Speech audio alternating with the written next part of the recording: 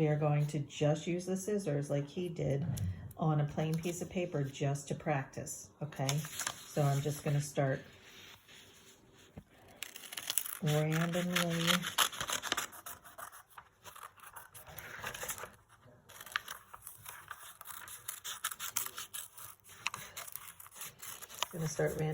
cutting shapes. So I don't like that right there, so I'm going to trim it. So here's one shape. Okay. I'd like you to cut out, like, if you can, 10 of them. And so I cut this one out, and now I'm going to go back in and cut some more out of it.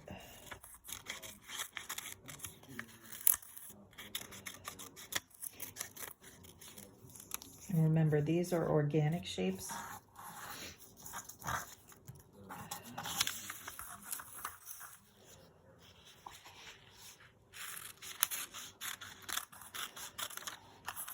And I am thinking as I'm cutting, I'm not just randomly cutting. I'm thinking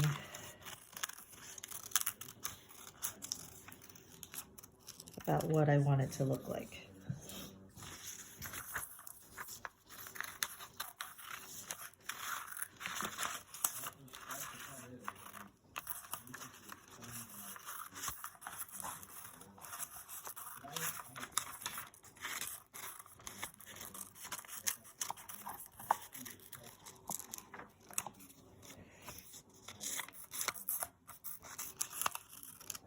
Okay, so practice cutting out 10 shapes so that you're ready for next week when we cut out on the colored paper.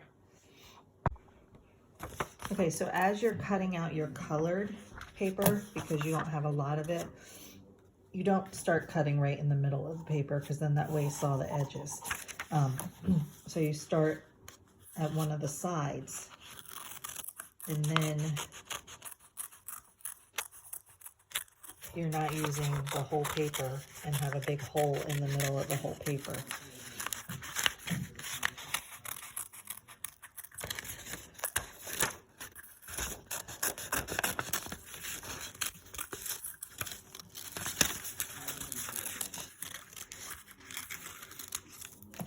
So now you can see I have all this extra paper left over that I could cut more shapes out of.